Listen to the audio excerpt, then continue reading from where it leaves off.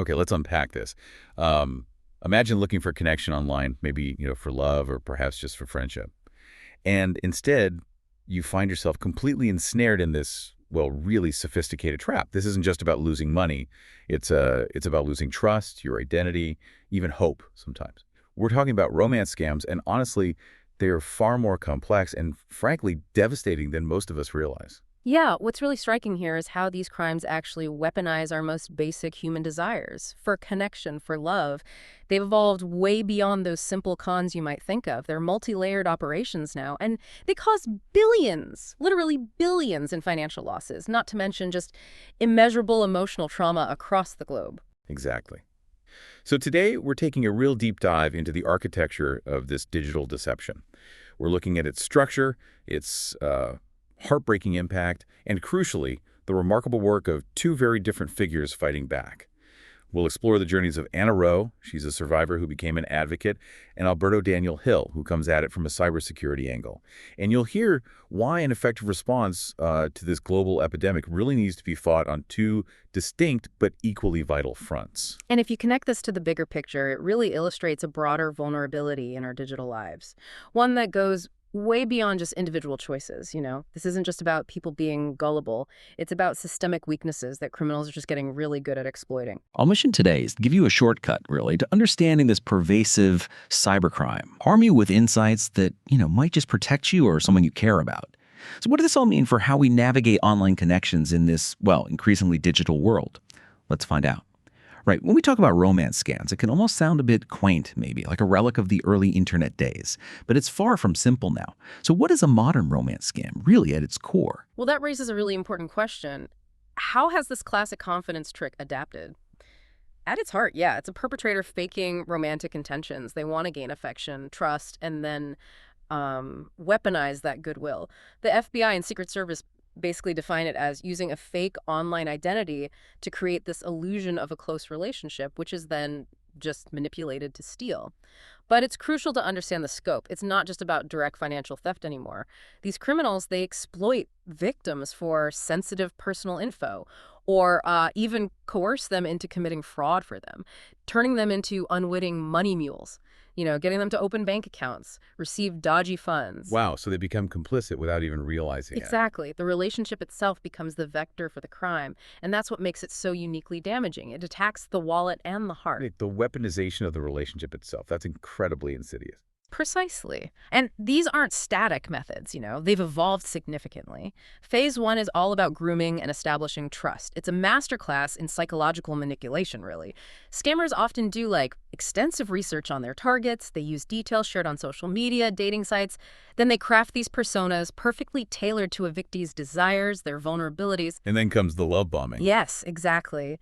This intense, overwhelming shower of attention, affection, compliments, it's designed to accelerate that emotional bond, make the victim feel uniquely special, understood. It creates this powerful, almost immediate dependency. And those excuses for not meeting face to face. They're so common, aren't they? Always deployed military or a doctor on some remote aid mission, engineer on an oil rig. And there's always a broken camera or just terrible internet. Always. Those pretexts provide continuous, plausible excuses for why they can't be there physically. And a key objective here really is isolation. The scammer encourages secrecy. They frame the relationship as, too special for outsiders to understand, which effectively neutralizes skeptical friends or family who might normally step in and give a reality check. Okay, so once that deep trust is cemented, that's when the ask comes. But as you said, it's not just a simple plea for money anymore, is it? Oh, far from it. The exploitation phase now has several pretty insidious variations. You still have the classic financial extraction. That's the most traditional form. A fabricated urgent crisis needs financial aid, emergency medical care for them or a loved one, sudden legal fees, maybe customs charges for a valuable package that doesn't exist, or travel costs so they can finally visit. And the payment methods are always hard to trace. Always. Wire transfers, cryptocurrency, and very commonly gift cards. Almost impossible to get back. But then there's this significant and frankly dangerous evolution. Investment hybrid scams, often called pig butchering. Pig butchering. That sounds brutal. It is. The term comes from a Chinese phrase. The victim is the pig being fattened up with affection and trust, ready for the slaughter, the financial ruin. So after building that strong romantic connection, the scammer pivots. They're no longer just someone in need. They suddenly become this supposed financial whiz, offering these amazing, can't-miss investment opportunities, almost always in cryptocurrency. Ah, the crypto angle. Very current. Very. They guide the victim to a fraudulent platform that they control. They might even let the victim withdraw small, completely fabricated profits at first just to build credibility. Once the victim is convinced, they're persuaded to invest huge sums life-saving, sometimes even taking out loans. And then, poof, the scammer vanishes. The platform disappears, the money is gone. And that's particularly nasty because it's framed as an investment. Exactly. It reframes the money transfer. It's not a gift based on pity or empathy. It's positioned as investing in a shared, prosperous future together. This makes victims incredibly resistant to warnings from banks or family. They think they're building something real. Wow. Okay, what else? You mentioned non-financial scams too. Right. Not all scams are purely about immediate cash. There's non-financial and coercive control. This includes sextortion. Victims are manipulated, maybe groomed, into sharing explicit photos or videos. Then they're blackmailed. Threats of public release unless they pay up. And reports of this have just exploded, apparently more than eightfold since 2019. It disproportionately hits younger people. That's terrifying. It is. And then there's psychological and sexual exploitation. Anna Rowe's case, which we'll discuss more, is a powerful example. Some perpetrators engage in catfishing purely for sexual gratification or psychological control. They build these elaborate fake identities, pursue relationships, even have sexual encounters, all under false pretenses. The emotional trauma is profound, but legally. It often falls into this gray area because traditional fraud laws usually need proof of financial loss. It really sounds like a constant technological arms race then. What are the latest tools scammers are using? The sophistication is definitely increasing, and rapidly. Criminals are now using generative AI. They can create highly realistic fake profiles, complete with convincing backstories, photos, everything. And they can automate personalized messages, grammatically perfect, at scale. It makes the interaction feel much more real. AI writing love letters. Yeah. Creepy. And it gets worse. The really alarming development is deep fake technology and voice cloning. These tools let scammers create fabricated video clips, audio messages, even potentially engage in live video calls where their face is digitally altered to match their fake profile. No way. So even video calls aren't proof anymore. It critically undermines that common safety advice, yeah. Verifying identity via video chat becomes much, much harder. It's a whole new frontier of deception we need to be aware of. This isn't some niche problem affecting a few people. You said it's a global epidemic. What do the numbers actually tell us about the scale? Oh, the financial and human costs are just staggering. Globally, total reported losses for confidence and romance scams hit $3.8 billion in 2023. In the U.S., reported losses were $1.3 billion in 2022, with a median loss around $4,400 per victim. Now, total U.S. losses dipped slightly in 2023 to $652 million, with the median loss dropping to $2,000, But still huge amounts of money. absolutely. And it's not going away. In the UK, for instance, Barclays reported a 20% increase year-on-year in romance scam cases just in the first quarter of 2025, and the average loss there climbed to £8,000. So it varies, but the trend is deeply concerning. And who are the victims? Is it still just that stereotype we have, maybe the lonely elderly person? Yeah, the data really shatters that stereotype. While older adults, say 61 and over, do tend to suffer the highest average financial losses, like that £19,000 figure in the UK, they are definitely not the most frequently victimized group. US data actually suggests adults aged 18 to 59 are about 13% more likely to report falling for a scam. Interesting. So it cuts across age groups. What about gender? It affects both genders. Recent UK data from 2025 actually showed men accounted for a slightly higher volume, about 60%, and value 57% of the reported scams. And globally, looking at where these scams originate, Moody's Analytics found a 6-year high in new scam entities in 2024. The top countries of origin for these fake profiles were the U.S. itself at 38% and Nigeria at 14%. But these numbers, even though they're massive, they surely don't tell the whole story, do they? There must be so much unreported crime. You're absolutely right. The crime is vastly underreported. It's a huge issue. Experts estimate maybe only 16% of all fraud incidents get reported. And for romance fraud, it could be as low as 10%. Only 10%. Why so low? Well, think about it. The intense shame, the embarrassment, the self-blame, it's overwhelming. Plus, there's the profound emotional trauma of the betrayal itself. It all creates this powerful deterrent to coming forward. And this underreporting creates a really dangerous feedback loop. Lack of accurate data leads to authorities underestimating the problem. That means insufficient resources get allocated by law enforcement.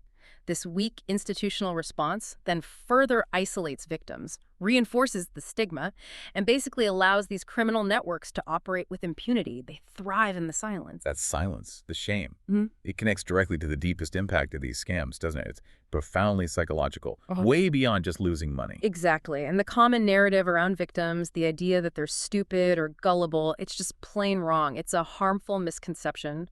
Research, expert testimony, it all actively refutes this. Victims aren't targeted for a lack of intelligence. Quite the opposite. Advocates and researchers consistently find victims are often characterized by their kindness, empathy, trustworthiness, generosity. So scammers are preying on people's good qualities. Precisely. Their scripts are explicitly designed to exploit those prosocial traits. And studies also challenge the age stereotype, showing victims are frequently middle-aged, often well-educated individuals, people who might have some disposable income, maybe higher levels of trust, but also emotional vulnerabilities, perhaps from divorce, retirement, bereavement. Scammers are incredibly adept at identifying and exploiting those vulnerabilities. So the vulnerability is emotional, not intellectual. So it's not about being naive, it's about being human, having that fundamental desire for connection. How do scammers gain such deep psychological control then? It's a very calculated grooming process. It actually mirrors the tactics you see in coercive control within domestic abuse situations. Beyond that initial love bombing, which, as we said, creates rapid dependency, scammers introduce these fabricated stories of hardship and tragedy. A sick child, a past betrayal that wounded them deeply, a business deal gone wrong. Creating shared adversity. Exactly. It triggers the victim's empathy, their protective instincts. The victim doesn't just feel like a romantic partner, they become a rescuer, a confidant. They feel crucial to solving the scammer's fabricated problems. And this dynamic creates an incredibly powerful psychological hook. It's known as a trauma bond. And the fallout from that kind of betrayal, coupled with the financial loss, it must be immense. It's often called a double hit or a double whammy, because victims have to process two devastating losses at the same time. There's the financial loss, which can be absolutely life-altering, savings gone, debt racked up, and then there's the emotional loss, the loss of a relationship, a future they truly believed was real. And the emotional part is often worse. For many, yes, far more painful and long-lasting than losing the money. The psychological fallout is severe, it's multifaceted. Victims commonly experience intense shame, guilt, embarrassment, shock, rage. These feelings can easily escalate into serious mental health conditions, things mirroring PTSD, major depressive disorder, severe anxiety. It shatters their self-esteem, their ability to trust anyone. It leads to social isolation, breakdowns in relationships with friends, family who maybe don't get the depth of the manipulation. It sounds utterly devastating. In the most tragic cases, yes, the overwhelming sense of devastation and hopelessness can lead to suicidal ideation, even attempts. This crime doesn't just steal money, it steals a person's sense of self, their security, their faith in human connection. It's brutal. It's often through really profound personal experience that powerful change agents emerge, isn't it? And that's certainly the case with Anna Rowe. Tell us about her journey. Yeah, Anna Rowe's advocacy, it was really born from both necessity and, frankly, institutional failure.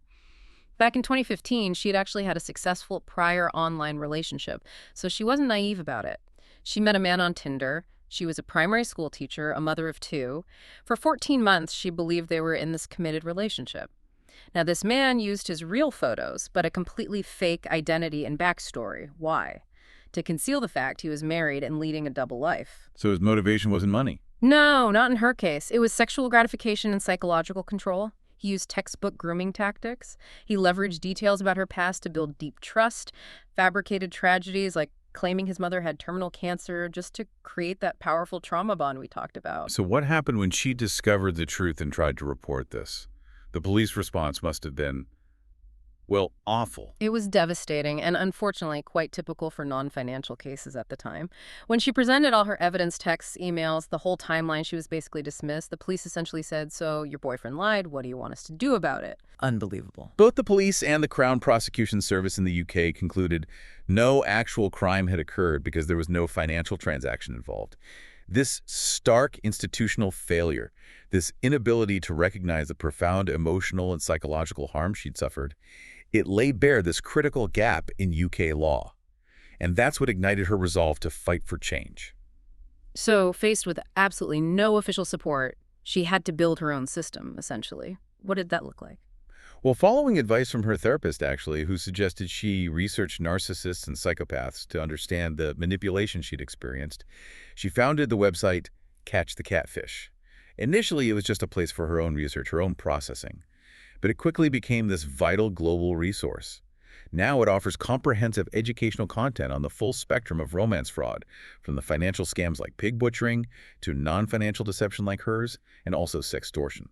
It provides crucial support, guidance on reporting, and a community forum for victims to connect. And she's personal. Very much so. Anna Rowe personally provides direct support to between 75 and 100 victims every single week from all over the world, which really powerfully refutes those stereotypes about who gets victimized. And she's expanded that reach beyond just her own platform, hasn't she? Yes. To amplify her impact and create a more formal structure, she co-founded LoveSaid. It's a fraud center and think tank, and she co-founded it with Cecily Felhue, who many might know as a prominent victim from the Tinder Swindler documentary. LoveSaid aims to consolidate their advocacy work, providing this unified front to engage with institutions, government, law enforcement, and drive broader awareness and systemic change. So she's not just supporting victims after the fact. She's actively trying to change the very system that failed her. How is she approaching that monumental task? She's really become a recognized subject matter expert. She's actively working to educate institutions and reform policy from the ground up. Her influence actually extends to the highest levels of government now. She's provided powerful oral evidence to the UK Parliament's Home Affairs Committee during its inquiry into fraud. She makes sure the victim's perspective, the lived experience, was central to that legislative debate. And what's the core of her legal reform campaign? A key part is arguing that sex obtained through such profound identity deception where you don't know who the person really is cannot possibly be considered consensual. She argues it should be recognized in law as sexual assault or rape. Her campaign to close this legal loophole has garnered over 53,000 petition signatures, showing there's significant public support. And she's changing how law enforcement approaches this, too. That seems like a huge barrier to overcome. Absolutely. It's a massive undertaking, but she's making headway. Through LoveSaid, she speaks regularly at police conferences. She provides crucial training on the psychological underpinnings of romance fraud, what motivates victims, how grooming works. And a key breakthrough in her training is drawing these explicit parallels between scammer tactics, the grooming, manipulation, coercive control, and the dynamics of domestic violence, which police are trained on. So giving them a familiar framework. Exactly. It provides an actionable framework for a crime they previously struggled to understand or categorize. And this educational outreach is working. Some police forces now recognize her expertise and actually refer victims directly to her organizations for that specialized support. It's a significant shift, the survivor as expert model correcting institutional blind spots. This really highlights a crucial issue we touched on earlier. Why do victims struggle so much to come forward, that huge stigma attached to it? Yes, and fighting that pervasive culture of victim blaming is a central, absolutely unrelenting pillar of Anna Rowe's work. She forcefully argues again and again that victims are chosen not for foolishness or gullibility, but for their virtues, their kindness, their empathy, their capacity for trust. She's also a vocal critic of how the media sometimes portrays these cases. So, She points out how sensationalized headlines, the ones focusing on victims who gave their life savings to a stranger, just invite public ridicule. It further humiliates and silences victims who are already feeling immense shame. Her core message is a demand for a fundamental change in language and mindset. It's encapsulated in her really powerful assertion, people don't fall for crime, they are the victim. that's such a powerful reframe, shifting the blame squarely onto the perpetrator. Yeah. So what does this shift in narrative mean for actually increasing reporting rates? Well, by courageously sharing her own story, a story of non-financial deception, remember, and providing a platform for countless others, Rowe works constantly to dismantle that wall of shame. And this effort isn't just about making victims feel better, although that's important. It's a strategic necessity. Reducing stigma is the first, most critical step toward increasing reporting rates. More reporting gives us a more accurate picture of the crime's true scale. That strengthens the case for proper resource allocation. And ultimately, it empowers law enforcement to actually pursue the criminals who are currently thriving in victim silence. Her work fundamentally shifts the narrative from victim failure to criminal predation. Okay, so that's the advocacy front. On the other side of this fight, we have Alberto Daniel Hill. He approaches romance scams from a completely different yet equally critical angle. Tell us about his unique perspective. Right. Hill is a really interesting figure. He's a multifaceted technologist from Uruguay. He's a cryptographer, a computer forensics expert, a professor.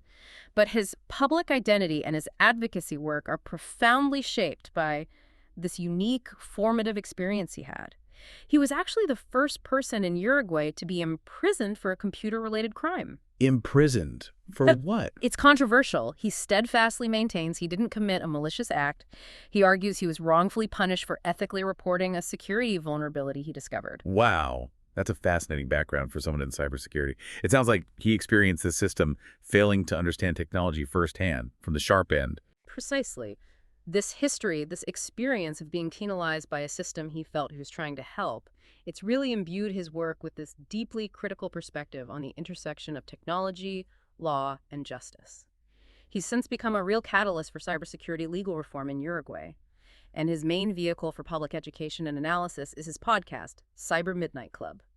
He bills it as offering first-hand insights into the dark web and expert analysis of cybersecurity issues that are central to our present digital age, and that includes tackling romance fraud. It's interesting how his approach shifts the focus. It's less about victim psychology and more about the methodology of the perpetrator and the digital environment itself. Exactly. He treats romance scams not as these isolated incidents of personal betrayal, but as a form of cybercrime that systematically exploits technical vulnerabilities.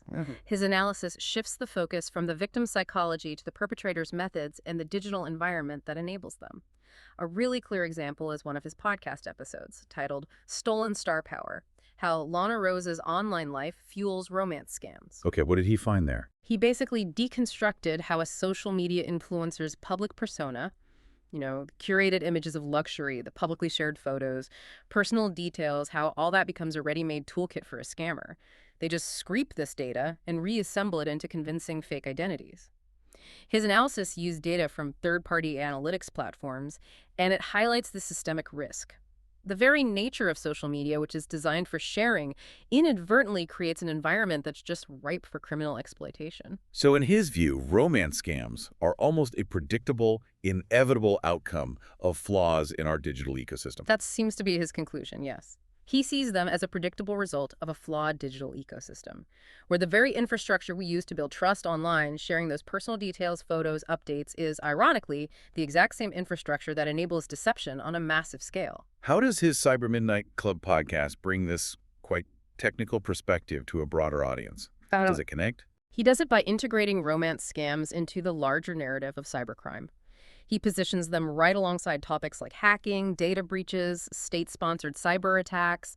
You see it in episode titles like Anything for Love Inside the Romance Scam Epidemic. Framing it as an epidemic signals its scale. Or another one, linking romance scams, intriguingly, to the hacktivist group Anonymous. Anonymous. How do they link?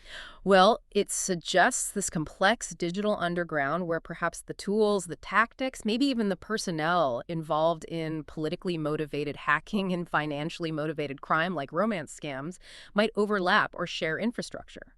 The show's format, often these long-form discussions originating from live Twitter spaces, allows for that kind of nuanced exploration. So he positions romance scams not as some niche, separate problem, but as a key component of the modern dark web economy. So what does Hill's work on romance scams tell us about digital rights and cybersecurity more generally then? Well, Hill's work on romance scams is, for him, inextricably linked to his broader advocacy, stemming from his own experience. His personal ordeal, being imprisoned for what he describes as responsible disclosure of a vulnerability, is, in his view, a testament to the dangers of a legal system that is technologically illiterate. He argues, quite forcefully, that punishing ethical hackers for reporting vulnerabilities creates this chilling effect.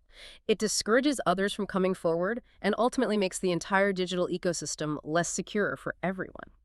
And you're saying he applies that same logic to romance scam victims? Exactly. The parallel is clear. A social and legal system that shames, blames, or dismisses victims for being deceived creates a very similar chilling effect. It discourages reporting, which, as we've discussed, allows criminal networks to flourish in the resulting silence. So what does that tell us about the foundations of our digital world, according to Hill? His perspective implies that protecting individuals from scams requires the same fundamental changes needed to protect ethical hackers.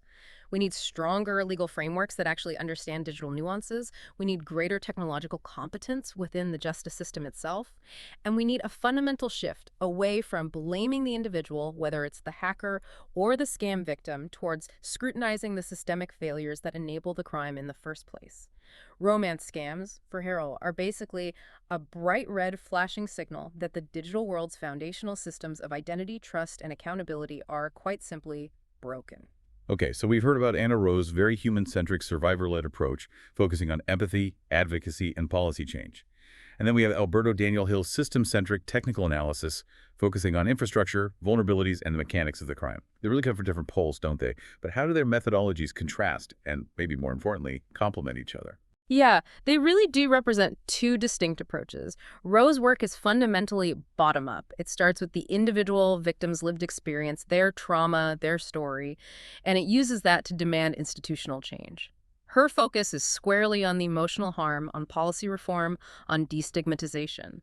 Her methods are narrative storytelling, community building, legal and political activism. And Hill. Hill's is top-down. He analyzes the digital ecosystem's architecture, the technology itself. He shows how flaws in that system manifest as crimes like romance fraud. His primary focus is on the technical vulnerabilities, the criminal infrastructure, the systemic security flaws. His methods are technical dissection, podcasting, dark web analysis. So one brings the deeply human story, the why we should care.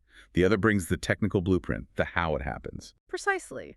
And that contrast isn't a conflict, it's actually a powerful complementarity. Rowe provides the visceral, undeniable evidence of human harm. That's what creates the political and social will for change.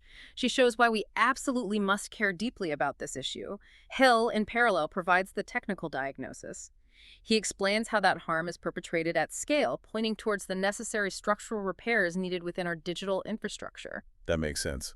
Despite their very different starting points and methods, do they arrive at similar conclusions about the core problems? Yes, they do, which is fascinating and really underscores the multifaceted nature of the problem. Both clearly identify technology platforms, social media sites, dating apps as primary incubators and enablers of romance fraud. Rowe campaigns tirelessly for platform responsibility, for robust safety measures, for better moderation. Hill, meanwhile, dissects exactly how the design and functionality of these platforms are systematically exploited by criminals. So they absolutely agree on the source of the problem, even if they approach it from different angles. And they're both fundamentally educators, aren't they? Just teaching different things. Absolutely. Both are profoundly committed to public awareness, seeing it as a crucial line of defense. Rowe focuses on teaching individuals to recognize the psychological manipulation, the emotional red flags, the grooming tactics. Hill educates on the technical mechanics of the scams, how fake profiles are built, how crypto scams work, the role of the dark web and the broader cybercrime landscape they fit into. Both clearly understand that an informed public is a much more resilient public. And you mentioned earlier, both were motivated, at least in part, by their own negative experiences with institutional failure. Indeed, that's another key point of intersection, and it fuels their passion. Rowe's activism was directly sparked by a legal system that completely failed to recognize her harm as a crime, dismissing her case because no money changed hands. Hill's advocacy was catalyzed by a justice system that, in his view, failed to understand technology, leading to his own wrongful imprisonment for what he considered responsible disclosure. The shared experience of being failed by the very systems meant to provide justice and security really fuels their respective relentless calls for deep structural reform. So putting it all together, what does this mean for fighting romance fraud effectively? Is one approach the human-centric or the system-centric enough on its own? No, I think what this analysis really shows is that no single approach is sufficient to combat a crime as complex and deeply damaging as romance fraud. A purely technical solution, focusing only on Hill's domain of hardening security architecture, improving detection algorithms. Well, it might make things harder for scammers for a while, but it would do very little to heal the deep emotional trauma of past victims or dismantle the societal stigma that prevents reporting. It wouldn't address the why of the crime's profound human impact. And the other way around. Conversely, a purely victim support and advocacy approach, focusing only on Rowe's domain, while vital for healing and support, would constantly be playing catch-up. It wouldn't effectively address the rapidly evolving technological tools scammers use, like AI generating fake profiles or deepfakes undermining verification. It wouldn't tackle the how. So a truly holistic strategy has to integrate both perspectives. It needs the heart and the head, so to speak. Yes, exactly. A genuine whole-of-society approach requires fusing both perspectives seamlessly. It demands empathy-driven, victim-centered policy, absolutely. But that policy must be informed by a deep, technical understanding of the threat landscape. Rowe's work provides the moral and political impetus for action. It shows the devastating human cost, creating the urgency. Hill's work provides the technical roadmap. It identifies the specific vulnerabilities in the systems that must be addressed to prevent that harm from occurring in the first place. Their combined perspectives really reveal the dual nature of digital identity itself. It's deeply personal and emotional for us, yet it's also just a collection of data points that can be technically weaponized by others. Any lasting solution has to address both of those realities. Okay, that makes a lot of sense. So let's talk practicalities. Based on all this, what's the roadmap for resilience? Starting with us, the listeners, how can we protect ourselves and our loved ones? What are the key red flags again? Right. The first line of defense is always an informed and, frankly, vigilant public. Widespread education is just crucial. Key red flags to always look out for. 1. Rapid escalation of intimacy. Be extremely wary if someone declares deep love or talks about a future together very quickly. That's classic love bombing. 2. Avoidance of in-person or video meetings. Persistent excuses about why they can't meet face-to-face or have clear, consistent video calls, the broken camera, the bad internet, that's a major warning sign. 3. Pressure to move communication off platform. Scammers nearly always try to quickly move conversations away from the dating app or social media site where you met. They want to go to private, encrypted messaging apps like WhatsApp or Telegram. Why? Makes their activity harder for the original platform to monitor or detect. That's a really practical tip. What else? 4. Inconsistent stories. Pay close attention. Do their backstory details, their job, their family situation seem to change or not quite add up over time? Trust your gut if something feels off. And maybe the most critical one, 5. Any request for money or financial help, any request at all for money, gift cards, cryptocurrency, bank account details, personal financial information from someone you've only met online, regardless of the sob story or fabricated crisis, that should be an immediate, non-negotiable red flag. Full stop. Okay, those are clear red flags. What about verifying identities? You mentioned deepfakes are making video calls less reliable. What simple steps can we still take? Yeah, it's getting trickier, but there's still things you can do. Use simple, free tools like reverse image searches. Take their profile pictures and run them through Google Images or TinyEye. It's quick, it's easy, and it can instantly reveal if a photo has been stolen from someone else's profile or if it's just a stock image. Good practical advice. And perhaps most importantly, foster community support. Don't keep new online relationships a secret. Talk about them with trusted friends or family. An outside perspective from someone who isn't emotionally involved is invaluable for spotting red flags that you might miss. Remember, scammers thrive on secrecy and isolation. Breaking that silence is critical. Okay, that's individual responsibility. What about the platforms themselves, the social media sites, the dating apps where these scams often start? Yeah. They have a huge role to play here, don't they? What should they be doing? Oh, absolutely. The platforms where these scams originate bear significant responsibility. Their business models, let's be honest, are often optimized purely for engagement, for keeping users clicking. They must rebalance that with a foundational commitment to user safety. So what does that look like in practice? Well, several things. First, proactive identity verification. They need to invest seriously in robust yet accessible ID verification systems. This directly addresses the core issue of fake profiles that advocates like Anna Rowe have been highlighting for years. It shouldn't be easy to just create a fake persona. Second, algorithmic detection and intervention. They have vast amounts of data and sophisticated AI. They should be using it to proactively identify and flag scam-like behaviors. Like what kind of behaviors? Things like detecting patterns consistent with love bombing, say, one account sending an unusually high volume of affectionate messages to many new contacts simultaneously, or recognizing known scammer scripts being used in messages, or even spotting the mass creation of profiles using the same photos or slightly altered details. Okay, makes sense. Using their own tech against the scammers. Exactly. Third, they need to intentionally introduce what you might call safety by design friction into high-risk user journeys. For example, when a user is prompted by a new contact to move the conversation to an external app like WhatsApp, a prominent, hard-to-dismiss warning should pop up, clearly explaining the risks involved. Similarly, if keywords strongly associated with scams, crypto, investment, wire transfer, gift cards are detected in a chat with a new contact, maybe an automated safety alert could be triggered for the user, a gentle nudge saying, hey, be careful here. Just making it harder to fall into the trap without realizing it. Precisely. And finally, their streamlined reporting and victim support mechanisms need to be much better. Reporting fraud needs to be clear, simple, and easy to find.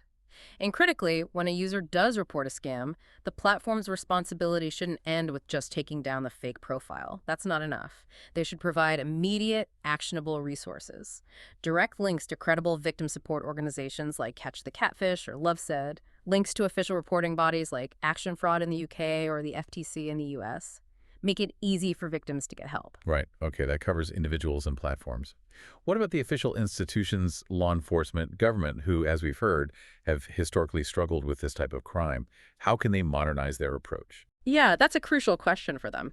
How do they catch up to this modern crime? Several key areas. First, specialized training for law enforcement.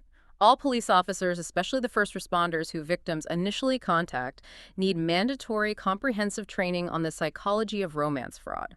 This training needs to draw on expertise from academics, psychologists, and crucially, survivor advocates like Anna Rowe. It has to cover the dynamics of grooming, coercive control, victim trauma. Why? To ensure victims are treated with empathy and respect, not re-traumatized by a dismissive or blaming response. That seems fundamental. What else? Second, legislative reform. Governments need to take a hard look at their laws and amend them to cover the full scope of romance fraud harms.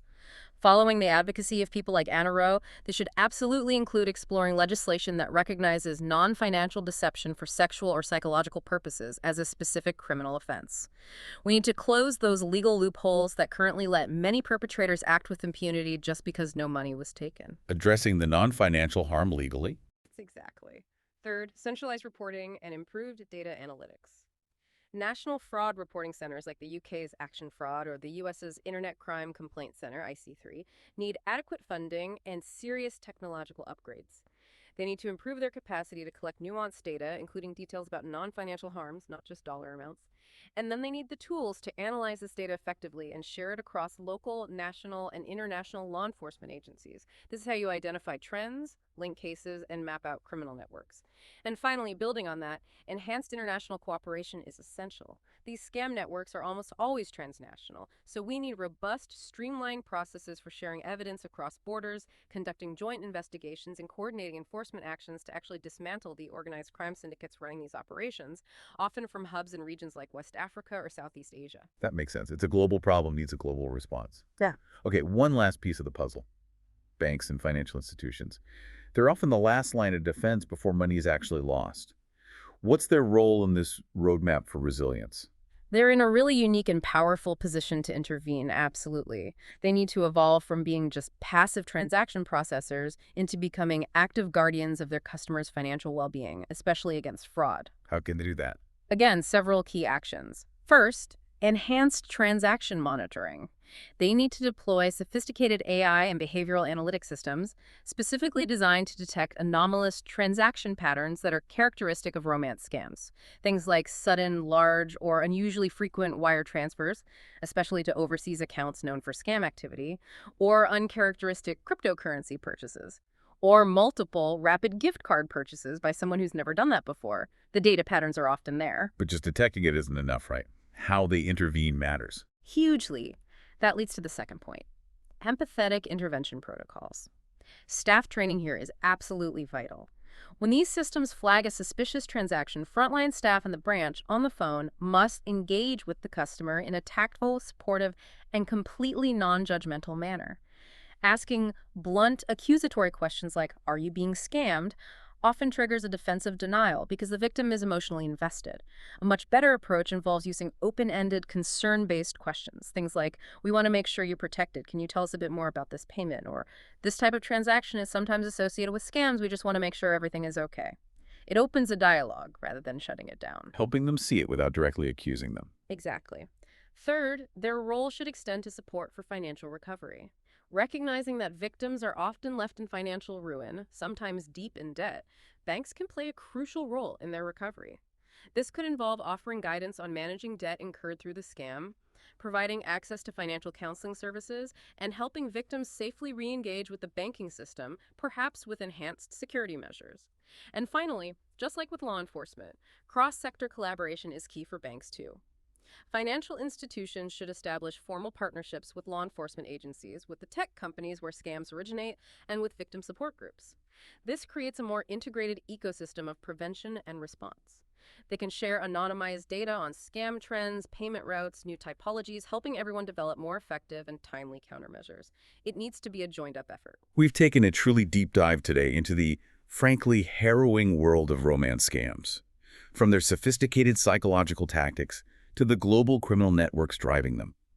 And I think what we've clearly learned is that this isn't just about personal failing for victims. It's a deep systemic challenge, one that requires that dual-fronted war we talked about, one front fought with empathy, with advocacy, championed by courageous figures like Anna Rowe, and another front fought with technical expertise, with systemic reform, driven by sharp analytical minds like Alberto Daniel Hill. Yeah, this really illustrates perfectly that to build any meaningful resilience against this particularly heartless form of digital exploitation, we absolutely need that whole of society effort. Individuals, tech platforms, governments, law enforcement, financial institutions, everyone has a critical role to play in building a digital world that's not only more secure, but also more empathetic. And for you, our listener, perhaps the biggest takeaway today is the power of balancing informed skepticism with genuine empathy.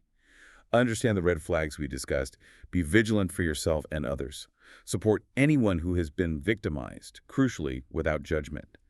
And always, always question what seems too good to be true online. And maybe this prompts a deeper question for all of us to consider as we wrap up. As technology continues its relentless advance from AI that can mimic human connection to deepfakes, that can fool our eyes and ears, and as our lives become ever more intertwined with digital platforms, what does the constant evolution of romance scams truly tell us about the fundamental nature of trust in the digital age? And how do we even begin to rebuild that trust authentically? Not just trusting the technology, but rebuilding trust in our human connections, whether they start online or off. That is a powerful thought to leave you with. Thank you so much for joining us on this deep dive. Stay curious, stay informed, and most importantly, stay safe out there.